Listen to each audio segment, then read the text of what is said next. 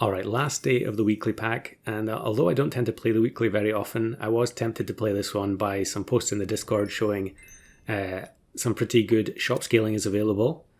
And on turn 5 here, we already have the setup with the Swan, and I buy a cupcake there, which is pretty rare. But yeah, this pack has pretty much everything you need to get a good shop scaling run. So we've got the Swan for gold. There's also Pig and Golden Beetle in the early game to help you stock gold for the pivot that we're going to need to find the chicken later on. And then with chicken on tier 5, there is also Alpaca. So that's basically all you need. But on top of that, there are also some good ways for drawing, which I think we'll see later on in the video. But there's also, on top of all that, there's mushroom for the chicken as well. And so really, chicken plus mushroom by itself is probably enough to do a decent shop scaling run, but Alpaca being available as well is just the icing on the cake. So we have the level up here with the sheep, and I think we do get both the chicken and Alpaca, which is kind of a hard decision. And I think I actually do I take the Alpaca first here? Or am I just going to go straight for the chicken? Yeah, I think Alpaca makes more sense, because then we can also get the level up here with the Swan. And we get Nessie or Mosasaurus, which are both of no use to me, but I will just take the Nessie for now. And yeah, I'm thinking about the sheep here, because I could go for level 3 sheep if I find another one next turn, which we are going to do. And yeah, this weekly, I think there weren't really that many varied teams that I was facing, to be honest. I think most teams tended to be it was some kind of a scaling team, but there were a lot of people going for Chupacabra, a lot of people going for Manticore. So there is Phoenix and Manticore. Now we get the sheep here, so we can do another level up, and it gives us Nessie Mosasaurus again, which is very irritating. So with my extra gold from the Swan, I'm just going to buy the can, and then probably freeze that one as well. And then we'll take the Manatee for some scaling onto the Swan while we wait for something better. And actually there are quite a few people playing Whale Shark as well, which is funny. The fact that Manticore and Phoenix are both so prevalent means that Whale Shark has a pretty good time gobbling up all the crisp that gets applied to everything. So we'll buy the can again. And another one. I'm just giving our chicken a bit of a head start. And there it is. So we'll bring it in. And then I think here, am I going to roll? Yeah, we'll just roll for another chicken. Okay, I'm going to sell the Alpaca and take the sheep. I guess I'm just trying to make sure that I don't lose the next turn. Although really taking the sheep there isn't a huge guarantee in terms of preserving lives. But I think here we are actually going to get away with it. And I think it's partly because this ant buff here misses the Sabertooth. I think if that hits the saber, we probably end up losing here. So with 4 hearts intact on turn 10, we can definitely keep greeding. We'll buy another canned food, keep looking for another chicken, another chocolate. Actually, there was a chocolate cake there as well, so you can use that to speed up the chicken scaling as well. Although I think having an 8-9 automatically faint for +1/1 per turn probably isn't worth it, especially since we know we can find a mushroom next turn as well. So I think I made a little mistake there. I could have also taken the White Tiger to get +1/1 extra, but instead I couldn't resist taking the Great One from the Evil Book. And actually it's going to work out perfectly because we get a tie there with that Phoenix team. I love it when the opposing team helps you draw a few turns. So we get another chicken. And I'm definitely willing to play multiple chickens and just keep greeding. Now I was about to buy the second mushroom here, but I think I'm going to take the sauropod in order to get a little bit of gold back as well. Since we want to buy more chocolates for the chickens, that definitely makes sense. Now the mushroom on the second chicken isn't guaranteed because Frostwolf was in this pack as well. You can see it in the shop there. So sometimes it's just going to get overwritten.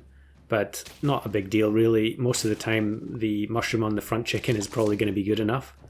You're just really trying to get the 50-50 shop as quickly as you possibly can, because then that gives you more time to decide what you're going to do for the final team. So we can take the second chicken to level 2 with for only 4 gold because of the sauropod.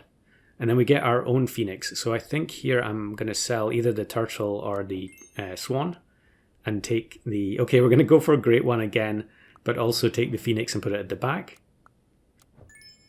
Now, at this point in the weekly, there are people countering the phoenix with a whale shark. I think I mentioned that already, but some people would put whale shark at the back or just have multiple whale sharks on the team in order to absorb the crisp, which is very clever. It's nice to see people adapting to what's in the pack. Now here, the great one does a lot of damage, but they do have blowfish as well, so they are going to be able to deal some damage as a result. And here you can actually see it in action. There is the back whale shark getting the buff from the crisp.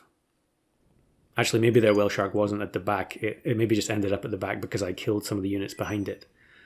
So another can for 2 gold with a sauropod.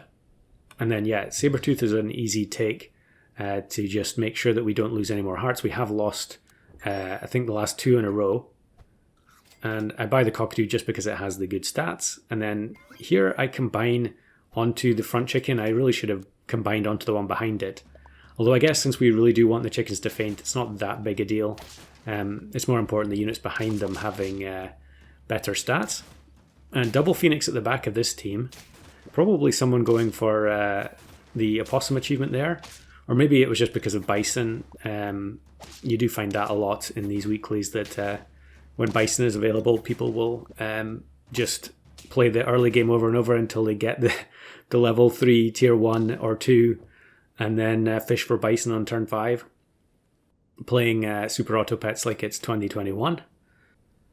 So turn 14, 7 trophies, we really do need to decide what our final team is going to look like. And I find another phoenix here, which could help us draw some more turns and extend the game. But then I'm going to roll double phoenix.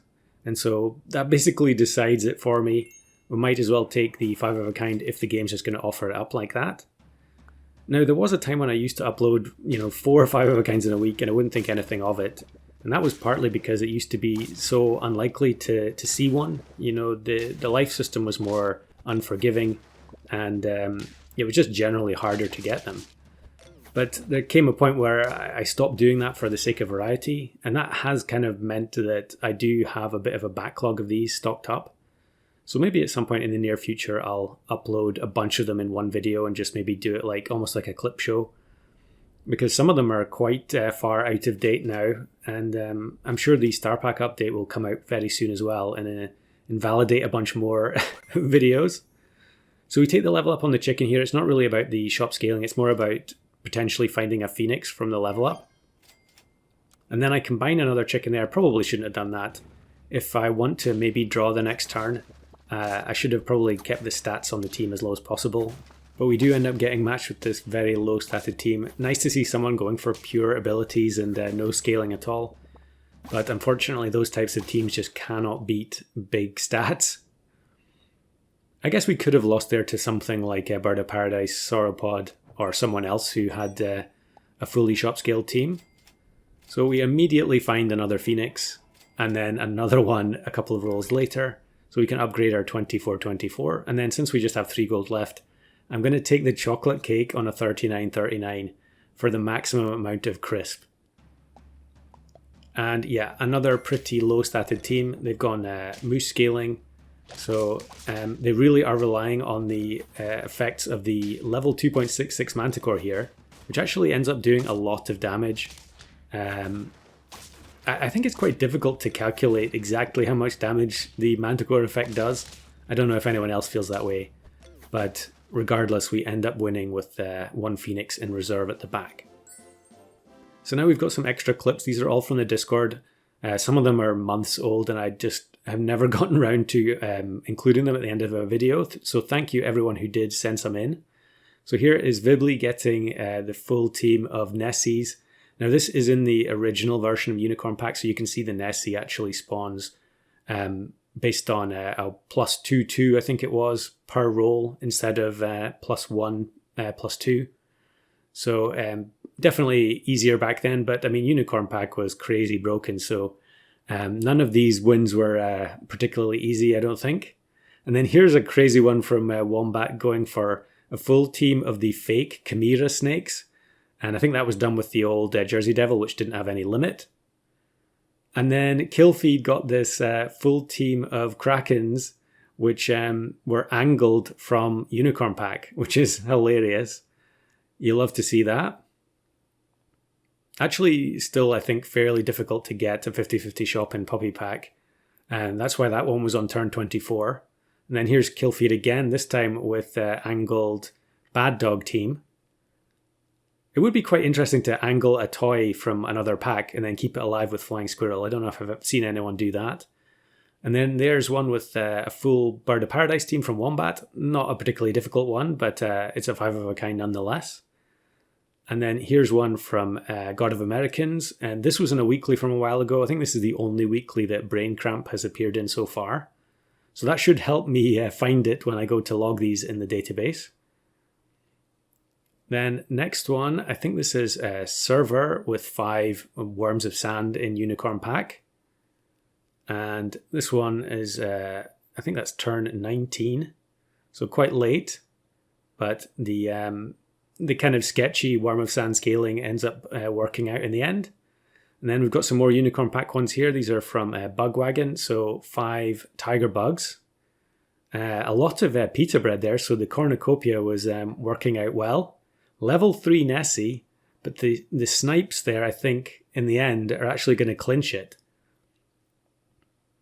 And then I think another one from Bugwagon next, also in Unicorn Pack. And appropriately, it is 5 Phoenixes. Kind of strange, the equipment on the Phoenixes, it's a bit of a lottery, really, because if you end up applying Crisp to your own team, there you go. The Yggdrasil fruit gets removed, but pretty easy win in the end.